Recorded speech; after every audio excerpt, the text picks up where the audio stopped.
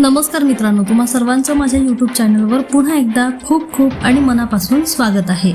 आजच्या व्हिडिओमध्ये आपण बघूया पेन्शन थेट पगारा इतकी होणार, वयानुसार पेन्शनमध्ये मोठी वाढ।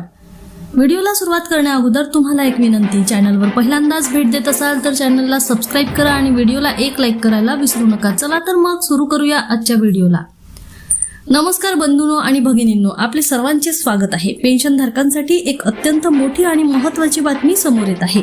नवीन वेतन आयोगाच्या शिफारशींपूर्वीच आता पेन्शन थेट शेवटच्या पगारा इतकी करावी अशी एक मोठी मागणी जोर धरू लागली आहे।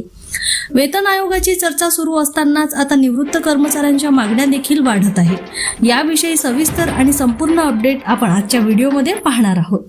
तत्पूर्वी जर तुम्ही चॅनलवर नवीन असाल आणि अजूनही सबस्क्राइब केले नसेल तर नक्की सबस्क्राइब करा।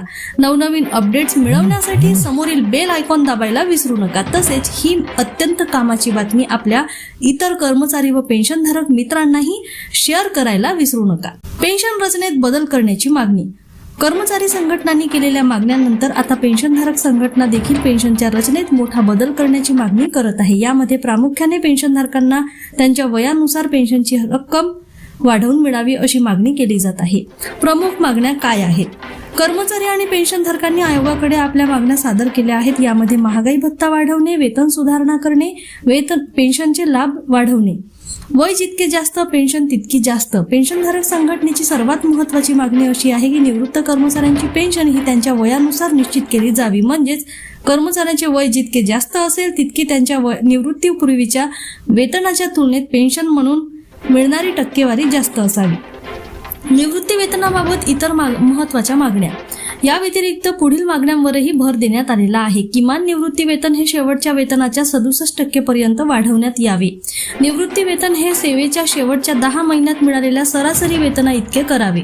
निवृत्ती वेतन निश्चितीसाठी वापरल्या जाणाऱ्या फिटमेंट फॅक्टरमध्ये सुधारणा करण्यात यावी।